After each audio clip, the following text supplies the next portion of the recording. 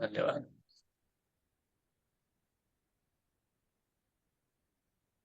ओम नमो भगवते वासुदेवाय। ओम नमो भगवते वासुदेवाय। ओम नमो भगवते वासुदेवाय। नमो विष्णुपादाय कृष्णप्रेष्ठाय भूतले श्रीमते भक्ति वेदांत स्वामी नामिने नमस्ते सरस्वती देवे गौरवाणी प्रचारिणे निर्विशेष शून्यवादी पाश्चात्य देशतारिणे जय श्री कृष्ण चैतन्य प्रभु नित्यानंद श्री अद्वैत गदाधर श्रीवासादि गौर भक्त वृंद। हरे कृष्ण कृष्ण कृष्ण हरे हरे, हरे राम राम राम हरे हरे। तो श्लोक 21, अध्याय 18 और स्कंध 1। अथापि यत्पाद नखाव वसृष्टम जगद विरिंचोपहृता हणाम्भ शेषम पुनात्य अन्यतमो मुकुंदात को नाम लोके भगवत पदार्थ। अर्थात अनुवाद और तात्पर्य श्रील प्रभुपाद द्वारा। भगवान श्री कृष्ण के सिवा कौन इस नाम के योग्य हो सकता है। ब्रह्मा जी ने उनके चरणों के नाखूनों से निकले जल को एकत्रित करके भगवान शिव को श्रद्धापूर्वक अर्पित किया।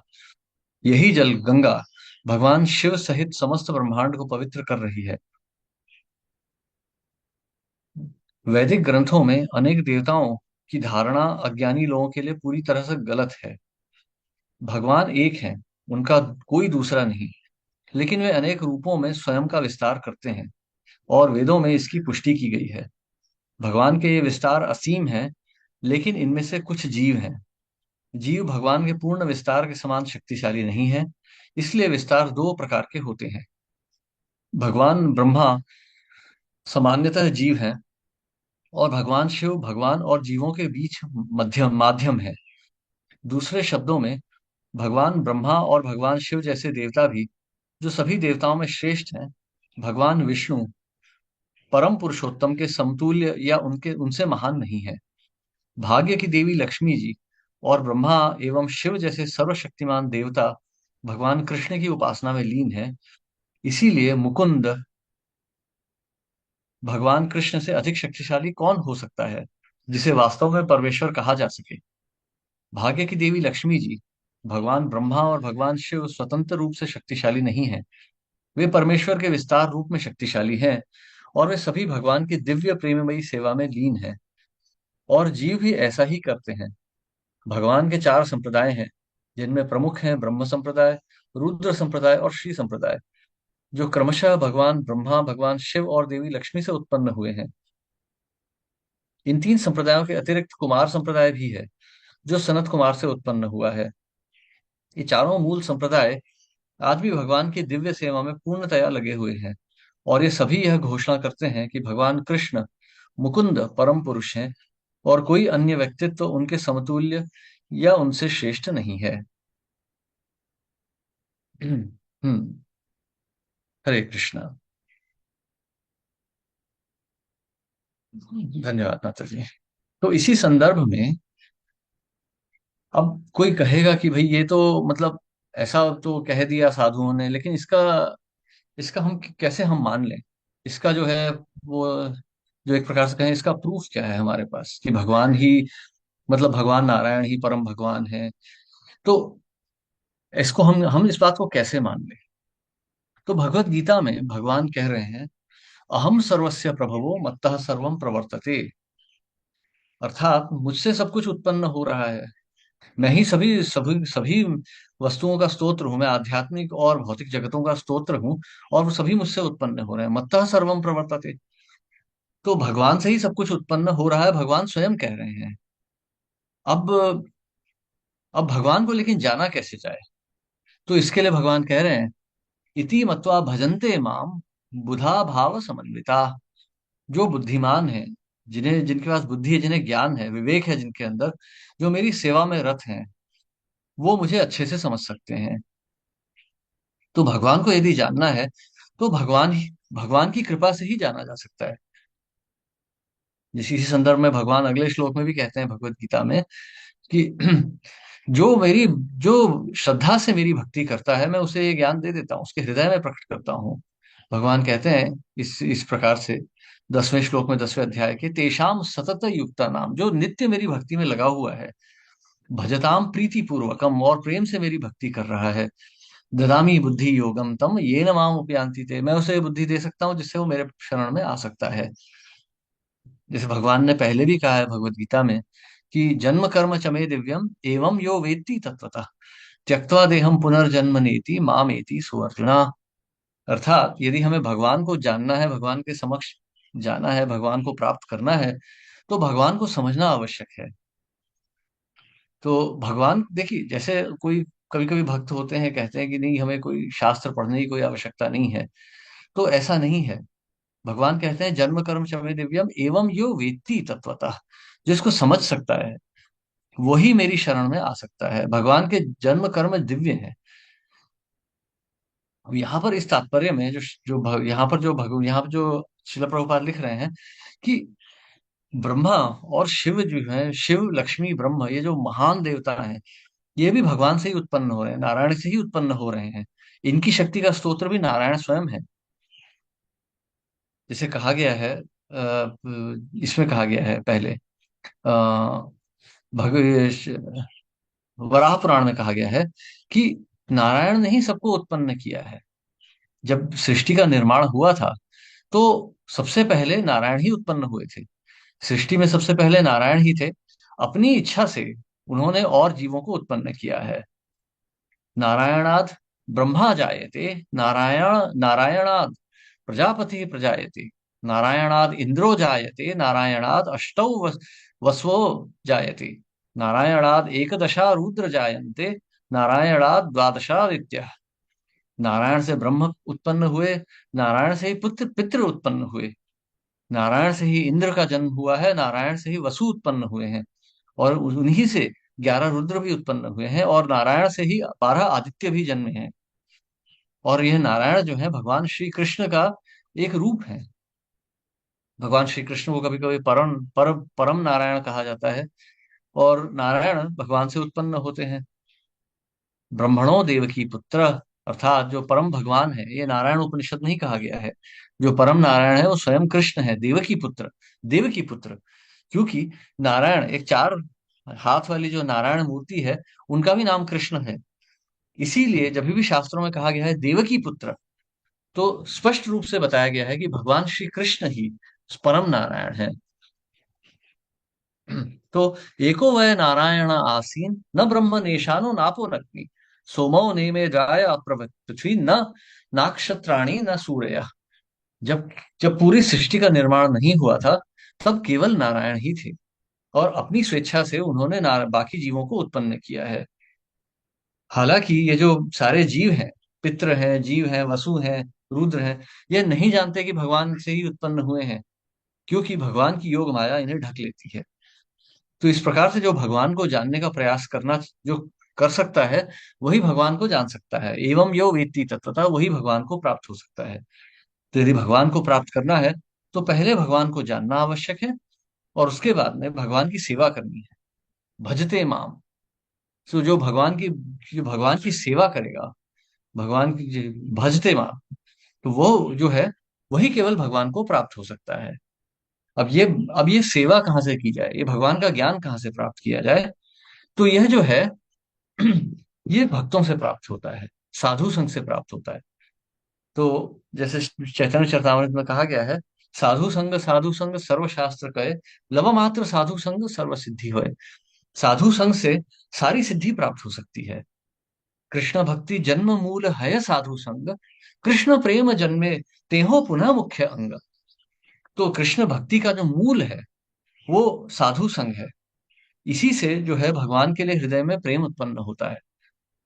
तो इस संदर्भ में एक कथा आती है मुरारी की। ये कथा शायद आपने सुनी होगी, बहुत बार सुनी होगी, कि एक बार नारद मुनि जो थे वन में विचरण कर रहे थे। तो उन्होंने देखा कि आधी आधे मृत पशु जो हैं पड़े हुए तड़प रहे हैं। तो ऐसे ही उन्होंने देखा, और बहुत स्थानों पर ऐसे ही हैं, अधमरे जानवर जो हैं तड़प रहे हैं। तो उन्हें बड़ा विस्मय हुआ कि इतना क्रूर कौन है। कम से कम मार ही दे जानवरों को, इस प्रकार से आधा मार के क्यों तड़पा रहा है।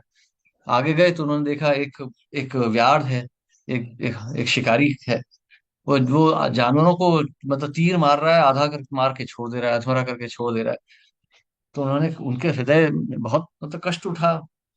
वैष्णव तो परम दुखी दुखी होते हैं। उन्होंने पूछा कि हे व्याध, ये तुम क्यों कर रहे हो ऐसा।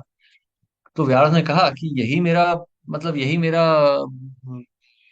मेरा भोजन है, यही मेरा जो है आमदनी है, मैं इसके साथ तो मुझे कुछ नहीं आता। तो उन्होंने कहा कि देखो यार, तुम ये जो कर रहे हो ये बहुत क्रूर है, इसका तुम्हें दंड भी मिलेगा। तो उन्होंने कहा मुझे तो नहीं पता ऐसा कुछ, मेरे पिता ने मुझे यही सिखाया था, इसके अथवा तो मुझे कुछ नहीं आता। तो उन्होंने अपनी शक्ति से दिखाया कि किस प्रकार से पशु वध का दंड प्राप्त होगा, पशु को यातना देने का दंड मिलेगा। जब मृगारी ने ये देखा तो बहुत भयभीत हो उठा। अब वो भयभीत हो उठा तो उसने कहा कि हे ऋषि, अब मुझे बताइए क्या करना है, ये तो महापाप कर रहा हूं मैं। तो उन्होंने कहा कि देखो, तुम ये त्याग दो, ये तुम त्याग दो। तो उन्होंने कहा लेकिन इसके अलावा मुझे और कुछ नहीं आता, मैं इसे त्याग दूंगा तो मैं, मेरा निर्वाह कैसे होगा। उन्होंने कहा उसकी चिंता मत करो, भगवान सब कुछ देखते हैं, तुम चिंता मत करो, मैं तुम्हारे भोजन का करा दूंगा, मतलब प्रावधान करा दूंगा तुम्हारे भोजन का। तो ऐसा सोच के तो अब उसको श्रद्धा थी मृगारी को, इसलिए उन्होंने उसने ये सब छोड़ दिया। और नारद मुनि ने जाके बोल दिया गांव में कि भाई देखो, बड़ा साधु है। तो जब लोगों ने सुना कि एक व्यास जो है साधु बन गया है, तो बड़ी श्रद्धा से देखने आए। और आए तो तरह तरह के भोजन लाए, वस्त्र लाए। तो मृगारी का पूरा निर्वाह हो गया इन सब से। अब कुछ समय के बाद जब नारद मुनि वापस गए उसी वन में, तो उन्होंने देखा कि मृगारी जो है वो साधु आवेश में है, और वो उछल उछल के चल रहा है। तो उन्होंने कहा, पर्वत मुनि के साथ आए थे वो। तो उन्होंने पूछा कि उन्हें विस्मय हुआ, बोले तुम ये ऐसे क्यों चल रहे हो उछल उछल के। तो मृगारी ने कहा कि हे ऋषिवर, यहाँ पर जमीन में चींटियां चल रही हैं, मेरे पैर के नीचे आ जाएंगी, इसलिए मैं देख देख के चल रहा हूँ। तो यह सुन के नारद मुनि को बहुत प्रसन्नता हुई। तो पर्वत मुनि से उन्होंने कहा कि देखिए, यह व्यक्ति एक समय इतना क्रूर था, ये पशुओं का आधा वध करता था, अब देखिए अब ये चींटियों को भी नहीं मारना चाहता है। तो यह जो पूरा प्रसंग है, ये यही दर्शाता है कि साधु संग का महत्व क्या होता है। ऐसा नहीं था कि उस व्याड़ को कोई इच्छा थी भगवान को प्राप्त करने की, ऐसा नहीं था कि वो व्याड़ का हृदय कोमल हो था, केवल लव मात्र साधु संग। केवल नारद मुनि जो थे उनके वो विस्मित थे देख के, उन्हें उनके हृदय में विस्मय था कि इतना क्रूर कौन हो सकता है। वो केवल देखने गए थे, उन्हें कोई मिलने की भी इच्छा नहीं थी इस व्याड़ से, ना ही व्याड़ को कोई इच्छा थी उनसे मिलने की। परंतु उनसे मिलने के कारण वो जो भागवत जो प्रभाव होता है, वो उस व्याड़ के हृदय में हुआ। मृगारी केवल साधु के साथ व्यवहार करने से ही इतना शुद्ध हो गया कि स्वयं एक शुद्ध भक्त बन गया। तो कोई भी व्यक्ति जो भगवान की सेवा में लगा रहे, वो शुद्ध हो जाएगा। यदि आपके मन में प्रश्न उठता है कभी कि अरे मैं तो मतलब कहाँ का, मेरा तो हृदय कितना निष्ठुर है, तो मेरा उद्धार कैसे होगा। तो भगवान ने उसका भी उत्तर दे रखा है गीता में। हर व्यक्ति जो भी भगवत शरण में आएगा, हाँ शर्त यह है कि श्रद्धा से करे और नित्य करे, तो उसका उद्धार अवश्य होगा। भगवान कह रहे हैं, अपि चेत सुदुराचारो भजते माम अनन्य भाग, साधुरेव समन्तव्य सम्यक व्यवस्थितो ही सह। अर्थात कोई व्यक्ति यदि घृणित से घृणित पाप भी कर रहा है, यदि वो भक्ति में लगा हुआ है, तो उसे साधु ही मानना चाहिए, क्योंकि वो थोड़े ही समय में शुद्ध हो जाएगा।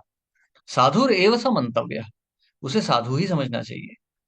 सम्यक व्यवस्थितो ही सह, क्योंकि वो व्यवस्थित है, वो इसी अवस्था में स्थित है। यदि कोई व्यक्ति पाप कर रहा है और हरि का नाम का उच्चारण कर रहा है, तो यहाँ पर कुछ बातें हैं समझने के लिए विशेष, कि यदि वो अपने पूर्ण संस्कारों के वश में आके पाप कर रहा है, उसकी इच्छा नहीं है, तो वो पूर्ण शुद्ध हो जाएगा। परंतु उसके हृदय में यदि पाप की इच्छा जो है उत्पन्न हो रही है, और वो उसे हटाने का प्रयास नहीं करता है, तो फिर वो नाम अपराध कर लेगा। तो यदि हम साधु संग कर रहे हैं और हमसे अपनी पुरानी आदतों के वश से ये हो रहा है पाप, तो भगवान उस पर ज्यादा ध्यान नहीं देते। तो यहाँ पर इस बात का हमें ध्यान रखना चाहिए कि हमें भरसक प्रयास करना चाहिए कि साधु बनने के बाद हम पाप न करें। हमारी पुरानी आदतें हमें, हम पर दबाव तो अवश्य डालेंगी, परंतु हरिनाम का नित्य स्मरण होने के कारण जो है वो उनका संस्कार नहीं बनेगा, हमारी चेतना शुद्ध हो जाएगी। परंतु हमें नए पाप नहीं करने चाहिए। ऐसा नहीं है, नहीं तो नामनो बलाद ही यस्य पाप बुद्धिर, वो जो है नाम अपराध हो जाएगा, अर्थात नाम के बल पर पाप करना। तो हमें यह नहीं सोचना चाहिए कि हम नाम ले रहे हैं, हरि नाम उच्चारण कर रहे हैं, भगवत भक्ति कर रहे हैं, तो भगवान हमारी रक्षा हर अवस्था में कर ही लेंगे। ऐसा नहीं सोचना चाहिए। यदि हम ऐसा सोचते हुए पाप करेंगे तो हमारा पतन अवश्य हो जाएगा।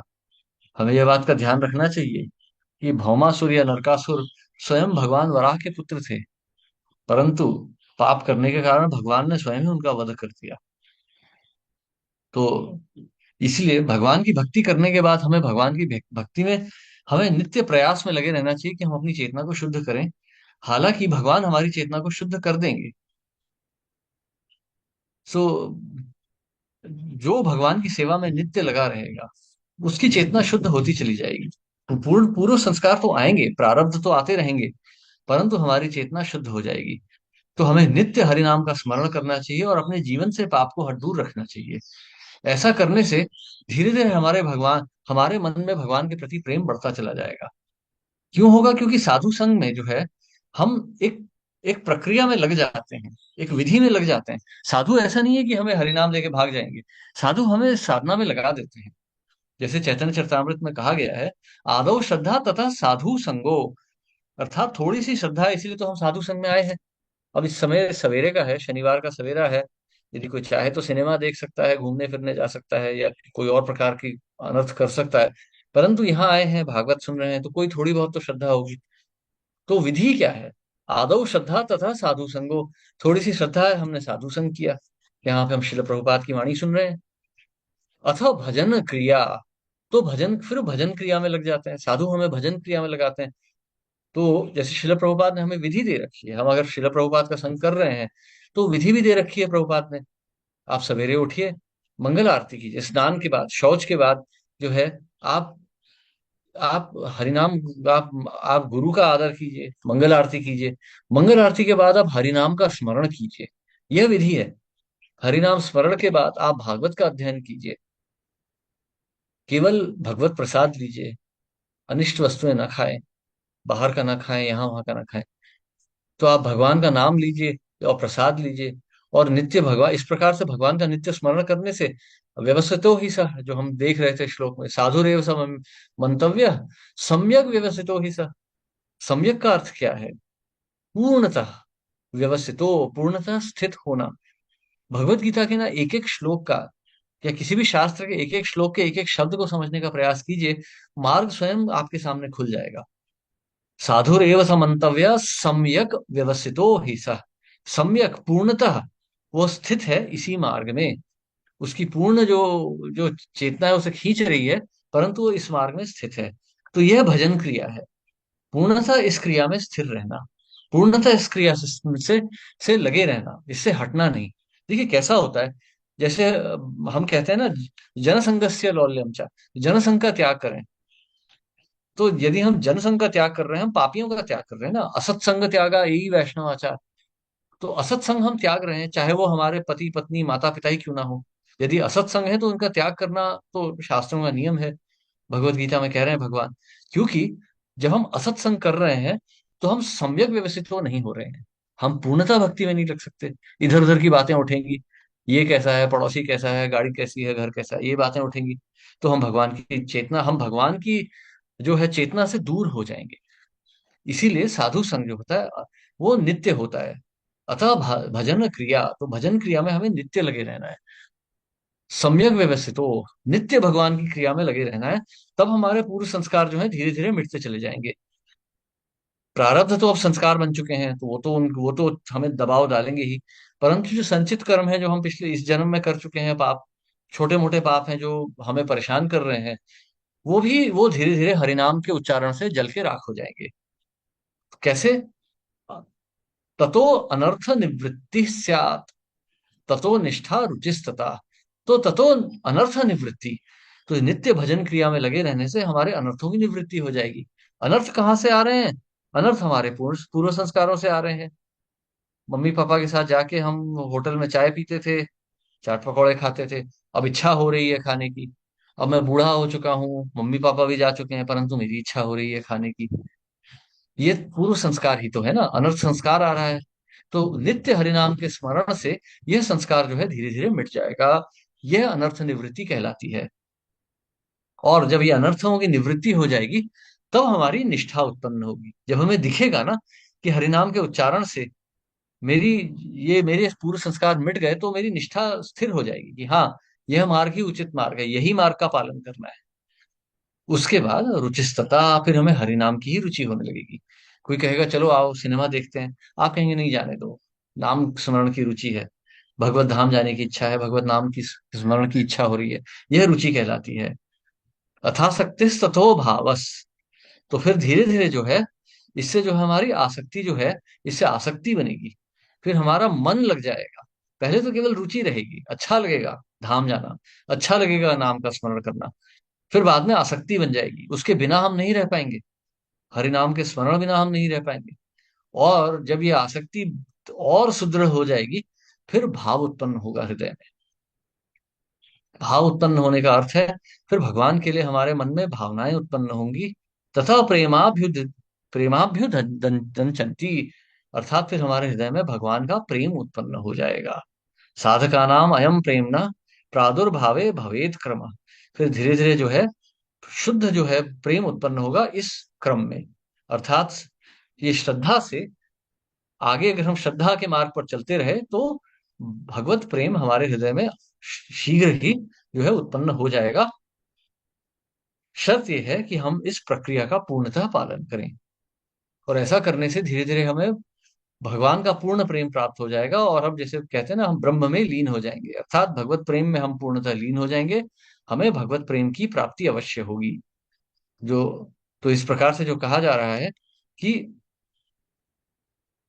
यह भगवान को जो जान लेगा, वो भगवान को अवश्य ही फिर प्राप्त कर जाएगा। तो यह प्रक्रिया है, जैसे हम कहते हैं ना, जन्म कर्म चमे दिव्यम एवं जो वेत्ति तत्वता त्यक्त्वा देहम पुनर्जन्म नेति मामेति स्वर्जुना। तो भगवान के पास कैसे चला जाएगा भगवान को जानने से? तो यह मार्ग है, आदौ श्रद्धा तथा साधु संगो। अर्थात भगवान की श्रद्धा से जब हम इस भक्ति के मार्ग में लग जाएंगे, तो हमें धीरे धीरे ये सारी प्रक्रियाओं का एक एक ये प्रक्रिया का एक एक भाग हमारे जीवन में उतरता चला जाएगा। साधु संघ से भजन क्रिया, भजन क्रिया से अनर्थ निवृत्ति, अनर्थ निवृत्ति से निष्ठा, निष्ठा से रुचि, रुचि से आसक्ति, आसक्ति से भाव, और भाव से फिर प्रेम उत्पन्न हो जाएगा। इस ये अर्थ होता है भगवान को जानने का। तो जो भगवान को जान जाएगा, वो भगवान की प्रेम से सेवा करेगा, और इस प्रकार से उसे भगवान पूर्णतः प्राप्त हो जाएंगे। और उसका तो हम उदाहरण देख ही रहे हैं। ये सब कुछ शुरू होता है श्रद्धा से, और श्रद्धा का जो अगला चरण होता है वो होता है साधु संग। जैसे मृगारी को तो श्रद्धा भी नहीं थी शुरू में, वो तो केवल नारद मुनि से मिल गया था, अकस्मात रूप से मिल गया था। वह मिलने से, क्योंकि नारद मुनि शुद्ध भक्त हैं भगवान के, उन्हें देख के उसके हृदय में थोड़ी सी श्रद्धा उत्पन्न हुई। उस श्रद्धा के कारण वो स्वयं शुद्ध भक्त बन गया, उसे स्वयं भगवत प्रेम की प्राप्ति हो गई। तो यदि ये श्रद्धा है, तो ये हमारा कर्तव्य बनता है कि हम इस श्रद्धा को पूर्ण फलित करने के लिए इन सभी चरणों का पालन करें। और यदि हम इनका पालन करेंगे, तो हमें भगवान स्वयं पूर्णतः प्राप्त हो जाएंगे। हरे कृष्ण। किसी का कोई प्रश्न या टिप्पणी?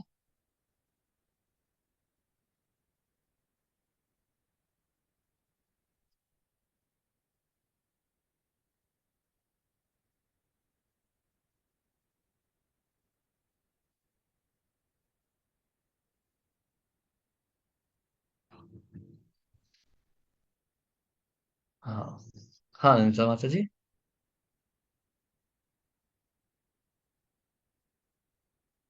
हरे कृष्ण प्रभु जी, दंडवत प्रणाम। हरे कृष्णा जी, प्रणाम। प्रभु जी, जैसे हम्म, आप अभी श्रद्धा की बात कर रहे हैं, तो अगर हम्म, हम देखते हैं कि जो अ, अ, जैसे हम संसार में देखते हैं कि किस प्रकार से हर जीव, हर जो मनुष्य है वो अलग अलग गुणों के द्वारा अलग अलग प्रकार की श्रद्धाएं रखता है। तो हाँ, अगर हम जैसे यहाँ पर प्रभुपाद जी ने जो हमें सेवा दी है, प्रचार करने की सेवा दी है, तो अलग अलग हम्म। गुणों के में जो श्रद्धा रखते हैं, अलग अलग गुणों से प्रभावित हो गए, उनको कैसे लाया जाए? देखिए, ग्रहे रही कृष्ण नाम निरंतर लाइबा। यारे देखा तारे कहा कृष्ण उपदेश। तो महाप्रभु ने सबसे पहले कहा कि आप घर में रहते हुए सुनो, नित्य हरि नाम का स्मरण कीजिए। मैंने एक दवाई तो ले ली थी। अच्छा ठीक है। हाँ, तो देखिए, यही अभी जो माता जी कह रही थी, नित्य दवाई लेते रहिए। हरिनाम का स्मरण नित्य लीजिए, नहीं तो ठीक नहीं होगी बीमारी। ये जो माया की बीमारी है ना, ये ऐसे नहीं उतरती है। तो जैसे भगवान कहते हैं ना, भगवान महाप्रभु क्या कह रहे हैं, चैतन्य महाप्रभु कह रहे हैं, भारत भूमि ते हायले मनुष्य जन्म जार, जन्म सार्थक करी कर परोपकार। सबसे पहले जन्म सार्थक कीजिए, फिर परोपकार कीजिए। जैसे एक व्यक्ति यदि कोई नदी में डूब रहा है, तो उसे बचाने के लिए कोई व्यक्ति यदि नदी में कूदेगा, वो तभी बचा पाएगा यदि वो स्वयं एक बहुत अच्छा तैराक है। माया से यदि हमें किसी जीव को बचाना है, तो हमें स्वयं माया से लड़ना आना चाहिए, नहीं तो हम ही माया में डूब जाएंगे। जब शिल प्रभुपाद पहली बार अमेरिका गए थे, प्रभुपाद बता रहे थे, ये मतलब ये आपको कहीं किताबों में नहीं लिखा मिलेगा, ये प्रभुपाद के एक शिष्य बता रहे थे। जब प्रभुपाद अमेरिका गए थे, तो वहां पे एक भारतीय मूल के सन्यासी उनसे मिलने आए। अब कौन थे वो पता नहीं, कोई वहीं के मूल के सन्यासी थे शायद, यही थे, डॉक्टर मिश्रा ही थे वो शायद, मायावादी थे। वो मिलने आए और उन्होंने कहा प्रभुपाद से कि देखिए प्रभुपाद, यहाँ पे ऐसे तो कोई सुनेगा नहीं, मतलब भागवत शास्त्र तो कोई सुनने नहीं वाला है।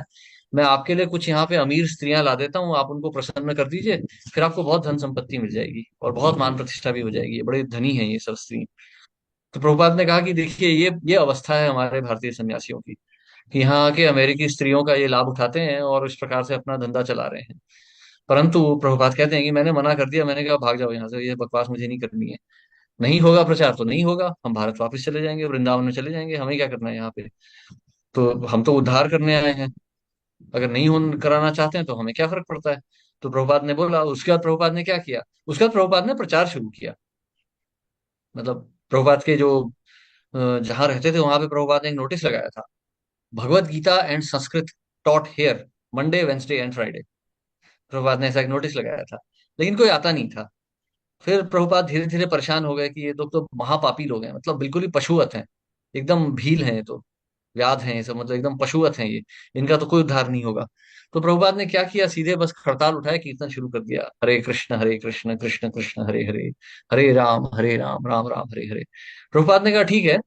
प्रभुपाद ने एक चिट्ठी लिख दी थी, वो जो कौन थी वो, सुमति मुरारजी को एक चिट्ठी लिख दी। उन्होंने कहा कि देखिए माता जी, मेरा जो मिशन था वो यहाँ पे फेल हो गया है, मैं यहाँ पे भक्त नहीं बना पाया, आप मुझे जहाज का टिकट भेज दीजिए, मैं वापस आ रहा हूँ भारत को। ऐसी चिट्ठी उन्होंने लिखी। और एक अंतिम प्रयास के लिए बस उन्होंने करताल उठाई, कीर्तन शुरू कर दिया, बोले चलो अब हम सिर्फ कीर्तन करेंगे, जो होगा देखा जाएगा, महाप्रभु की कृपा। और जब उन्होंने कीर्तन शुरू किया, तो सब अमेरिकन लोग नाचने लग गए। फिर प्रभुपाद को दिखा, अरे ये तो ऐसे ही, ये तो केवल मतलब यही चीज संगीत ही पसंद है। फिर प्रभुपाद ने बड़े बड़े कीर्तन शुरू कर दिए। और उसके बाद में फिर तो हम कथा जानते ही हैं। फिर तो टॉम्किन स्क्वायर पार्क आया, फिर उसके बाद मैचलेस गिफ्ट शॉप आई, और क्या क्या नहीं हुआ उसके बाद। तो फिर तो इस्कॉन ही शुरू हो गया उसके एक साल बाद। तो ये श्रद्धा थी प्रभुपाद की, नित्य हरिनाम स्मरण। तो अब देखिए, ऐसा नहीं है कि अमेरिका में माया बहुत कमजोर है या क्या है, माया बहुत प्रबल है, बहुत ही प्रबल है। कोई भी व्यक्ति का मन आकर्षित हो उठता है। बड़े बड़े सन्यासियों का पतन हो गया है स्त्री संघ में आके, क्योंकि माया धीरे धीरे असर करती है ना। जैसे समुद्र में जब ज्वार आता है तो धीरे धीरे आता है, ऐसा नहीं है कि एक लहर आई सब डूब गए, धीरे धीरे पानी चढ़ता है। तो उसी प्रकार से माया धीरे धीरे असर डालती है, बड़े बड़े सन्यासियों का पतन हो जाता है। तो सबसे अवश्य, सबसे अनिवार्य यह है कि हम हरि नाम का नित्य स्मरण करके अपने हृदय को सुदृढ़ करें कि नहीं, माया हम पर प्रभाव नहीं डाल सकती। तब हम दूसरों की रक्षा कर सकते हैं। और यदि हम अभी उस अवस्था में नहीं है, तो प्रचार के लिए आवश्यक है हम दो चीजें करें, इसका आप बहुत ध्यान रखिएगा। ये प्रभुपाद ने ही कहा है ये बातें। सबसे पहली बात तो, जो प्रभुपाद की वाणी है केवल उसी का प्रचार कीजिए। जहार प्रसादे भाई ये भव चोरिया जाई। तो जो गुरु की कृपा है बस उतना ही प्रचार कीजिए, जितना हमने सुना है शिला प्रभुपाद से, उतनी ही तो गुरु की कृपा है हमारे ऊपर। यदि मैं आज इंटरनेट से उठा के कोई पुराण वेद पढ़ डालूं, तो वो कृपा नहीं है, वो मेरा अहंकार है, मेरी बुद्धि है और अहंकार है बस। लेकिन जो मैं भगवत गीता के तात्पर्य पढ़ रहा हूँ, भागवतम के तात्पर्य पढ़ रहा हूँ, ये जो सारे श्लोक मैंने आपके सामने पढ़ दिए, ये सब प्रभुपाद नहीं दिए हैं। ये मेरी खुद की उत्पत्ति नहीं है, मेरी खुद की कोई रिसर्च नहीं है ये। ये प्रभुपाद के ही श्लोक हैं, प्रभुपाद के ही तात्पर्य हैं। मुरारी की कथा भी जो मैं बता रहा हूँ, ये 1967 में शिला प्रभुपाद ने न्यूयॉर्क में इसी संदर्भ में सुनाई थी।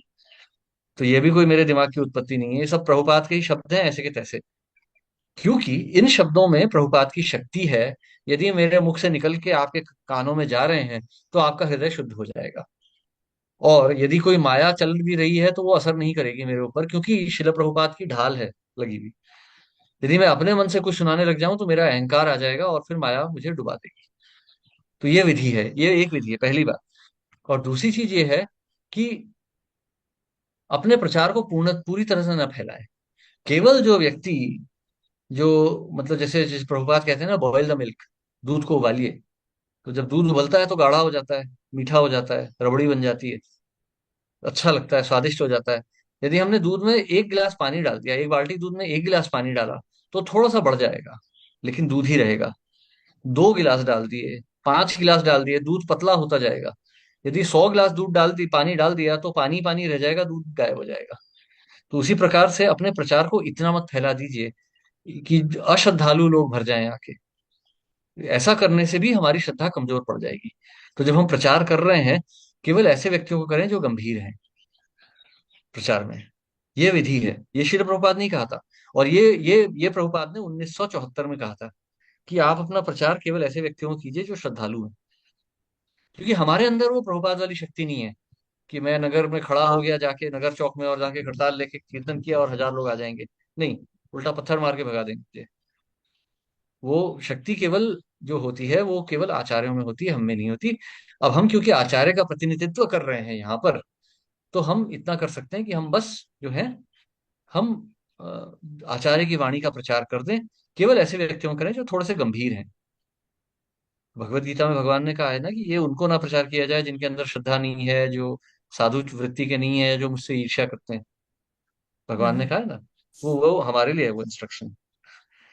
तो इसलिए हम अपने प्रचार को थोड़ा सीमित रखें, श्रद्धालुओं में करें, और धीरे धीरे बढ़ाएं। ऐसा नहीं है कि बस रुक जाना है, धीरे धीरे बढ़ाइए।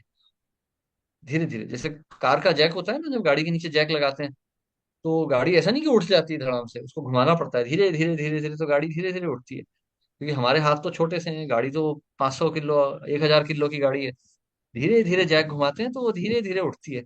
आपने पढ़ा होगा ना 12th में, वो मैकेनिकल एडवांटेज बोलते हैं उसको। हुँ, धीरे धीरे होती है वो स्क्रू जैक में मैकेनिकल एडवांटेज। तो हमारी भी एडवांटेज है, धीरे धीरे आएगी। धीरे धीरे प्रचार कीजिए, एक व्यक्ति को भक्त बनाइए। जब वो बन गया, फिर आप दोनों मिलके साथ में प्रचार कीजिए, एक तीसरे को बनाइए। आप तीनों मिलके फिर 4 5 लोगों को प्रचार कर सकते हैं। तो धीरे धीरे प्रचार कीजिए, अपनी श्रद्धा का ध्यान रखते हुए। आपकी श्रद्धा खराब नहीं होनी चाहिए। थैंक यू प्रभु जी। हरे हरे कृष्णा। अपनी कृष्णा। साधना को दृढ़ रखिएगा, अपनी साधना को मत खराब होने दीजिए। जी, हरे कृष्णा। हाँ, राय दादा प्रभु।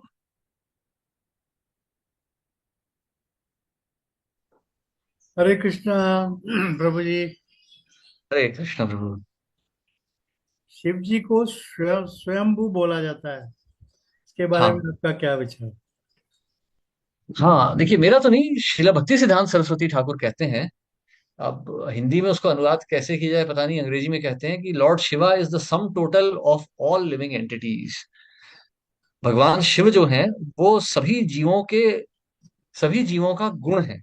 मतलब सभी जीवों का पूर्ण गुण है वो। अर्थात सभी जीव यदि जोड़ दिए जाए तो शिव जी के समान बनेंगे।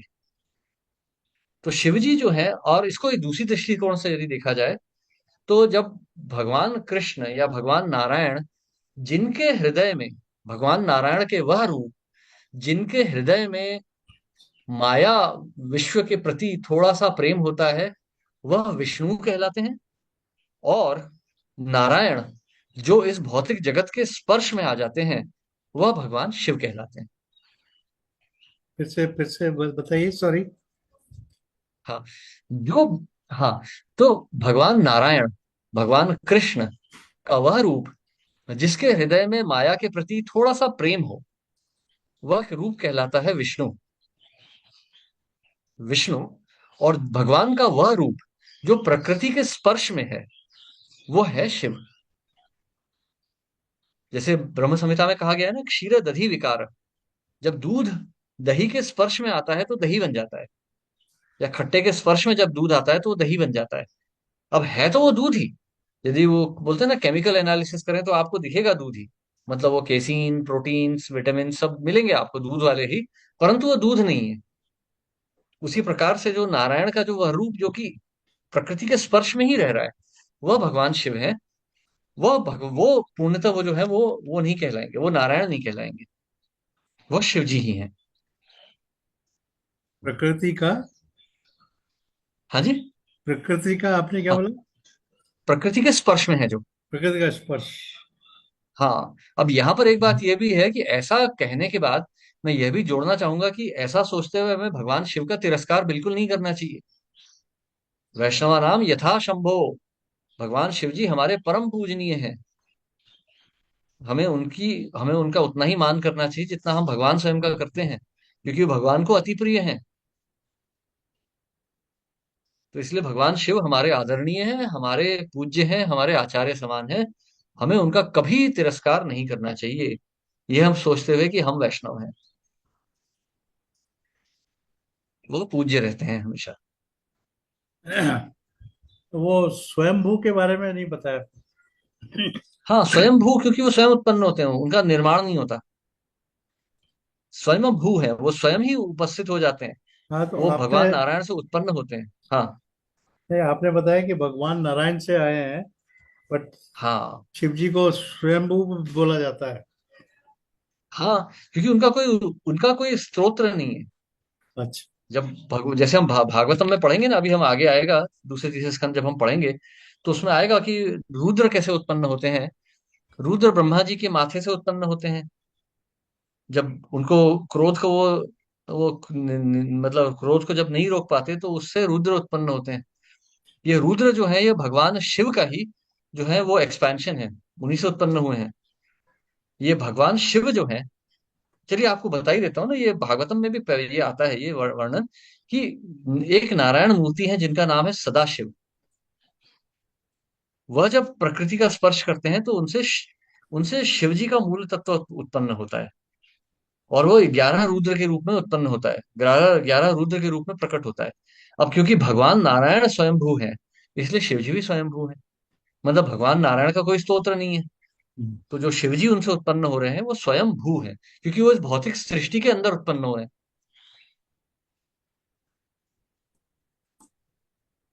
धन्यवाद। हरे कृष्णा। हरे कृष्णा। रुद्र, हाँ, रुद्र का अर्थ है जो कि तमोगुण के प्रधान हैं, अर्थात जो भगवान का जो रूप है, जो इस सृष्टि का जो कर रहे हैं, जो मतलब हम क्या कहेंगे, जो सृष्टि का तमोगुण का जो नियंत्रण कर रहे हैं, वह रुद्र कहलाते हैं। हम्म, हाँ। कृष्ण भाव देवी माता जी। हरे कृष्णा प्रभु जी, दंडवत प्रणाम। हरे कृष्णा तुम लोग। बहुत सुंदर व्याख्यान प्रभु जी, बहुत सुंदर, हमेशा की तरह आज भी। प्रभु जी, जैसे कि हमेशा आचार्य लोग बोलते हैं कि साधु सेवा, संतों की सेवा, शास्त्र हम्म। अध्ययन और हम्म। नाम जप, अगर ये सब हम करेंगे तभी भगवान का प्रेम हम प्राप्त कर सकते हैं। तो प्रभु जी, हम हम्म। जैसे मान लीजिए नाम जप करते हैं, शास्त्र का भी रोज ही हम्म। अध्ययन हो जाता है, जैसे भागवत पढ़ ही रहे हैं, लेकिन हम्म। संतों की सेवा हम कैसे करें प्रभु जी? कि हम लोग तो ऑनलाइन जुड़े हुए हैं, मंदिर भी कभी कभी जाते हैं, लेकिन वैसा माहौल नहीं होता है कि वहां पे हम किसी का सेवा करने के लिए चाहे भी तो नहीं कर पाते हैं। तो वो ये कैसे होगा प्रभु जी? हम्म। देखिए, संतों की सेवा सबसे पहले शुरू होती है गुरु की सेवा से। गुरु की सेवा होती है वाणी सेवा। जी गुरु की वपु सेवा कौन, मतलब कहाँ से करेंगे आप, कहाँ गुरु से मिलने जाएंगे, कहाँ उन्हें ढूंढेंगे। अब गुरु हो सकता है संसारी में ना हो। जी। तो गुरु की सेवा होती है वाणी सेवा से। तो गुरु के आदेशों का पालन आप ध्यान से करें, वह जो है वो वाणी सेवा कहलाती है। गुरु के आदेशों का पालन। तो गुरु का आदेश क्या है? गुरु का सबसे महत्वपूर्ण आदेश है हरि नाम का उच्चारण, हरि नाम का स्मरण। Of all the instructions given by the spiritual master, the most important instruction is to chant the holy names of the Lord. शिला प्रभुपाद कहते हैं। Yes. तो अब हरि नाम का स्मरण जो है बहुत ध्यान से कीजिए। अच्छा, अब यहाँ पर ये बात मैं कहना चाहूंगा कि इसका अर्थ मैं आपको बता दूं कि हरि नाम का उच्चारण करने का अर्थ ये नहीं है कि मतलब गाड़ी की तरह से, मोटर गाड़ी की तरह से चला दी हमने माला, 16 बार घुमाती नहीं। बहुत ध्यान से कीजिए। हरे कृष्ण, एक एक शब्द पे ध्यान दीजिए। एक एक शब्द पे ध्यान दीजिए, उसको सुनिए, अपने हृदय में उतरने दीजिए उसको। पूरा मन, अन्याभिलाषित शून्यम ज्ञान कर्माद्यनावृत्तम। अन्याभिलाषित शून्यम, मन में कोई विचार मत आने दीजिए उस समय। घर क्या हो रहा है, पति क्या कर रहा है, बच्चे क्या कर रहे हैं, नहीं, सब भूल जाइए उस समय। केवल हरे कृष्ण कृष्ण कृष्ण हरे हरे, हरे राम राम राम हरे हरे, इस प्रकार से उच्चारण कीजिए। ये याद रखिए, जितनी बार आपने ये उच्चारण इस श्रद्धा से इस अवस्था में किया है, उतना ही आपकी माला हुई है। यदि 16 माला में आपने एक बीज इस तरह से किया, तो आपकी उस दिन का एक ही बीज हुआ है, 16 माला नहीं हुई है। तो ध्यान से इस प्रकार से आप 16 माला करने का प्रयास कीजिए। जब आप करेंगी तो ये गुरु की सबसे बड़ी सेवा होगी। और ऐसा करने से आपकी भक्ति का मार्ग स्वयं ओपन जाएगा, खुद ही खुल जाएगा। आपको जो जो भी आपकी मन की इच्छा है ना, पूरी होने लग जाएंगी। अब यदि साधुओं की सेवा आप वाणी वपू रूप से करना चाहती हैं, तो घर में भक्तों को बुलाइए। भक्तों को बुलाइए, घर में उन्हें प्रसाद कराइए, उनकी सेवा कर दीजिए थोड़ी मोड़ी, किसी भक्त का कुछ समस्या हल कर दीजिए, ये भी साधु सेवा ही है। अब मान लीजिए किसी भक्त का स्वास्थ्य ठीक नहीं है, आपने थोड़ी दवाई दे दी उसको, डॉक्टर को दिखा दिया, ये भी साधु सेवा है। आपने घर में भक्तों को बुलाया, कीर्तन किया, उन्हें प्रसाद खिला दिया, ये भी साधु सेवा है। अर्थात मेरे कहने का अर्थ यह है कि मन में सेवा का भाव रखिए, मन में सेवा की इच्छा रखिए, सेवा का भाव रखिए। जब समय आएगा स्वयं सेवा हो जाएगी, क्योंकि भगवान आपको हृदय से देख रहे हैं। सर्वस्य चाहम हृदय सन्निविष्ट, तो भगवान हृदय में बैठ के देख रहे हैं आपकी इच्छाएं क्या हैं। जिस दिन भगवान देखेंगे कि आपके मन में आपकी इच्छा पर्याप्त है, वो स्वयं साधु भेज देंगे आपके पास सेवा के लिए। ठीक है। धन्यवाद प्रभु, बहुत सुंदर, थैंक यू प्रभु, बहुत बहुत। हरे कृष्ण। अच्छा हाँ, एक और बात थी, रुद्र शब्द का अर्थ होता है मतलब शोर मचाना। ये भी एक शब्द होता है संस्कृत का, भी मुझे याद आया। तो जो बहुत, जिनकी वाणी बहुत उग्र है, वो भी रुद्र कहलाते हैं। हम कहते हैं ना रौद्र रूप, तो रुद्र अर्थात जिनकी वाणी बहुत ही प्रबल है। तो जब रुद्र उत्पन्न होते हैं ब्रह्मा जी से, तो बहुत भयंकर वाणी में वो रो रहे होते हैं, चिल्ला रहे होते हैं, इसलिए भी वो रुद्र कहलाते हैं।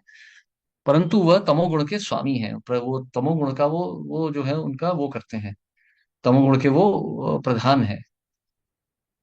स्वयं तमोगुणी नहीं है वो, परंतु तमोगुण का वो नियंत्रण करते हैं। हाँ, अपर्णा माता जी। हरे कृष्णा प्रभु जी। हरे कृष्ण। प्रभु जी, अभी आपने बताया था कि भोले शंकर भगवान का हम हमें अनादर नहीं करना, मतलब हमें उनकी। तो प्रभु जी, जैसे अगर हम घर में, हम तो कृष्ण की पूजा कर रहे हैं, कृष्ण के लिए रोजमर्रा की जिंदगी के बारे में पूछ रही हूँ कि जैसे रोज हम हम्म। पूजा कर रहे हैं, रोज हम कृष्ण का वो कर रहे हैं। मेरे घर में बहुत सारे भगवान के स्थापित थे, मेरी सास ने बहुत भगवान थे हमारे घर में। तो वो पूरा हम्म। शंकर का दरबार है पूरा मेरा। हम्म। और वो हम्म। उसके संग अब जब मैं हरे कृष्णा के संग जुड़ चुकी हूँ, 1 साल 1.5 साल होने जा रहा है, 2 साल, तो मैं अब कृष्ण, आप लोगों के हिसाब से मैं कृष्ण की पूजा उस तरह से धीरे धीरे करना अभी सीख रही हूँ, मतलब कर रही हूँ। हम्म। तो कृष्ण का भी हम्म। दरबार है और वो भोले का भी दरबार बना हुआ है। साइड में भोले का दरबार पूरा बना हुआ है। लेकिन जैसे अभी, अब जो आप लोगों की संगत में मेरे को लगने लगा है कि कृष्ण के लिए मेरा समर्पण ज्यादा होने लग गया, ज्यादा मैं उधर की तरफ ध्यान ज्यादा जाता है। लेकिन हम्म। रोजमर्रा की जिंदगी में हमें भोले की पूजा करनी है कि नहीं, बस ये पूछना है। अलग से करने की जरूरत नहीं है। देखिए, जैसे अभी हमने देखा कि भगवान संपूर्ण भगवान है। ममैव अंश जीव लोके जीवभूत सनातना, अर्थात भगवान से सब कुछ उत्पन्न हो रहा है। हम्म। नारायण से ही रुद्र आ रहे हैं, नारायण से ही पितृ आ रहे हैं, नारायण से ही विष्णु आ रहे हैं, जी। नारायण से ही सारे सब कुछ उत्पन्न हो रहा है। तो यदि आप नारायण की उपासना कर रही हैं, तो आपको जी। सब कुछ मिल गया। मतलब आपको लड्डू खाना था, जी। किसी ने आपको मिठाई की दुकान ही दे दी। जी। तो क्या आपको अलग से लड्डू खरीदने पड़ेंगे? नहीं। वैसे ही बस, तो आपने अगर कृष्ण भक्ति कैली सर्व कर्म कृत है, अर्थात आपने भगवान की, अगर आपने भगवान कृष्ण की सेवा कर ली है तो सभी की उपासना पूरी हो गई। ऐसा नहीं कि फिर भगवान रुद्र की आपको अलग से करनी है या शंकर जी की अलग से करनी है, नहीं, वो उपासना उसी में सम्मिलित है, वो एक साथ ही मिली हुई है वो। तो आपको वो करने की, और इसमें कोई अपराध भी नहीं है। शिव जी भी इस बात का बुरा नहीं मानते हैं, उल्टा वो तो प्रसन्न होंगे, क्योंकि उनकी जो जो शिक्षा है वो यही है। रुद्र संप्रदाय अभी हमने देखा ना तात्पर्य में, हम्म। तो भगवान रुद्र जो है, जो भगवान शिव हैं, वो स्वयं आचार्य हैं। जी। उनका स्वयं का भी संप्रदाय है। वहां पर वो अपनी शिक्षा नहीं दे रहे, वहां वो कृष्ण की शिक्षा दे रहे। जी। प्रभु जी ये जो तो रुद्र अब ये। संप्रदाय, हाँ, हाँ जी, पहले बताइए आप। हाँ, ये जो रुद्र संप्रदाय है ना, मतलब ये बड़ी मतलब रोचक बात है। ये जो आपके बगल में जो गुजरात आता है ना, वहां पे जो आपके ये आते हैं, ये क्या बोलते हैं, ये वल्लभ संप्रदाय वाले, जी। वो वल्लभाचार्य वाले, वो रुद्र संप्रदाय में ही आते हैं। जी। जो जो ठाकुर जी की पूजा करते हैं ना, गोपाल हम्म। जी की, जी। वो रुद्र संप्रदाय से ही आती है। तो आप देख सकती हैं, मतलब वो क्या प्रचार कर रहे हैं, वहां पे शिव जी की पूजा नहीं कर रहे हो, वो भगवान कृष्ण की ही कर रहे हैं। हरे कृष्ण। जी प्रभु जी। प्रभु जी, तो लेकिन जैसे कि आपने एक शब्द कहा था कि शंकर का अनादर नहीं होना चाहिए। तो शंकर का हम्म। अनादर हम किस तरह कर पाते हैं, क्या करते हैं जो हम शंकर का अनादर हो जाता है? हाँ, ये बहुत प्यारा प्रश्न है आपका। अक्सर जो नौसिखिए भक्त होते हैं वो कभी कभी भगवान शिव जी को गौण समझते हैं। ये शिव जी हैं, इनकी क्या पूजा कर, जाने दो। नहीं, ये ऐसे ऐसे अनादर नहीं करना चाहिए। एक बार श्रील प्रभुपाद कलकत्ता में थे, भक्तों के साथ जा रहे थे, तो वहां पे एक दुर्गा का मंदिर था। जी। तो प्रभुपाद ने पूर्ण दंडवत प्रणाम किया दुर्गा देवी को, और उसके बाद में उन्होंने समझाया कि देखो, ये सब हमारे पूज्य हैं। दुर्गा देवी अवश्य माया है, हम्म। परंतु उनका अनादर नहीं किया जाता है, वो अपनी सेवा कर रही है भगवान की। वैसे ही भगवान शिव भी भगवान कृष्ण की सेवा ही कर रहे हैं। माया देवी यहाँ पर कोई गंदे काम नहीं कर रही है। माया देवी भगवान की सेवा कर रही है, जीवों की चेतना को शुद्ध करने का कार्य कर रही है। इसलिए वो हमारी पूज्य है, हमारी माता है वो। इसलिए ना हम दुर्गा का अपमान करते हैं, ना हम शिव का करते हैं। शिव जी भी रुद्र के रूप में जो कर रहे हैं, वो भगवान की सेवा ही कर रहे हैं। जो दानव हैं, जो भूत प्रेत हैं, उनको शुद्ध मार्ग में लाने का प्रयास केवल शिव जी ही कर सकते हैं, और किसी में ये शक्ति नहीं है। तो तमोगुण को अपने नियंत्रण में लाने की जो सामर्थ्य है, वो केवल भगवान में स्वयं ही होता है। तो शिव जी ही केवल ये कार्य कर सकते हैं, इसलिए वो स्वयं तामसिक दिखते हैं, पर वो है नहीं। अच्छा प्रभु जी, ये जो 9 दिन अभी माता के आ रहे हैं फिर से अभी, तो फिर ये हम्म। 9 दिनों में जैसे पहले तो हम लोग हवन वगैरह सब कर होता था हमारे घर में, सब करते थे। तो कोई अब आवश्यकता नहीं। नहीं है ना? हरिनाम तो मैं। स्मरण कीजिए। जी, बस हरिनाम उच्चारण स्मरण करें कीजिए। और हाँ जी, स्मरण करें, बस। उन्हें धन्यवाद करें, उन्हें प्रणाम करें। हाँ, है ना? बस। माँ भी खुश होंगी, जी। देवी माँ भी खुश होंगी कि भैया ये बच्चे ही सुधर गई। जी प्रभु जी, थैंक यू प्रभु जी, हरे कृष्णा प्रभु जी, बहुत बहुत धन्यवाद। जी, हरे कृष्णा। हरे कृष्णा प्रभु। हरे कृष्ण, धन्यवाद प्रणाम प्रभु जी। दंडवत नमस्ते। प्रणाम प्रभु। प्रभु जी से साधु संघ की महिमा की चर्चा कर रहे थे। नारद मुनि का उदाहरण, मृगारी का उदाहरण दिया, और मृगारी की कोई योग्यता नहीं थी, लेकिन नारद मुनि को देख के उनके मन में श्रद्धा उत्पन्न हुई और वो भक्त बन गए। पर ऐसे कई उदाहरण भी आते हैं जिनको भी नारद मुनि का संग प्राप्त हुआ, जैसे for example Duryodhan in the times of Kauravas and Pandavas. He could not develop the same level of faith, same level of श्रद्धा। तो इसका मतलब मृगारी और दुर्योधन की स्थिति में अंतर है। एक के मन में हाँ, श्रद्धा उत्पन्न हुई, एक की श्रद्धा उत्पन्न नहीं हुई। वो अंतर क्या है? प्रभु, अपराध भाव। हाँ। दुर्योधन के मन में अपराध था, भगवान कृष्ण को गौण समझता था, ये यदुवंशी हैं, ये यादव हैं। और मृगारी तो मतलब इनोसेंट था, जैसे कहते हैं, बिल्कुल पशुवत था, जानवर जैसी बुद्धि थी उसकी, क्रूर बुद्धि, परंतु सरल बुद्धि थी, जैसे हमारे जगाई मधाई थे तो अत्यंत पापी, परंतु बुद्धि मतलब हृदय शुद्ध था, उनका हृदय में कोई अपराध नहीं था। जब उन्होंने जब नित्यानंद प्रभु पे उन्होंने वार किया तो नशे में ही किया था, लेकिन जब चैतन्य महाप्रभु आए तो वो उनकी बुद्धि जागृत हो गई, ये क्या कर दिया हमने। विशेष करके जो जगाई है, जगाई ने तो भगवान से प्रार्थना की कि रक्षा कर दें। तो भगवान के तुरंत उसने भगवान को देखते ही आत्मसमर्पण कर दिया। और उसने प्रार्थना की तो मथाई ने भी क्षमा मांग ली। तो अपराध शून्य हो गए, इसलिए वो शुद्ध हो गए। वैसे ही मृगारी जो था, उसने सिर्फ नारद मुनि को देखा, उसके मन में उसने कुछ भी नहीं, उसने सिर्फ नारद मुनि को देख के जिज्ञासा उत्पन्न हुई, परंतु कोई अपराध भाव नहीं था उसके मन में, इसलिए वो तुरंत शुद्ध हो गया। या thank you very much. Hare Krishna. और कोई है किसी का कोई प्रश्न मुझे गया?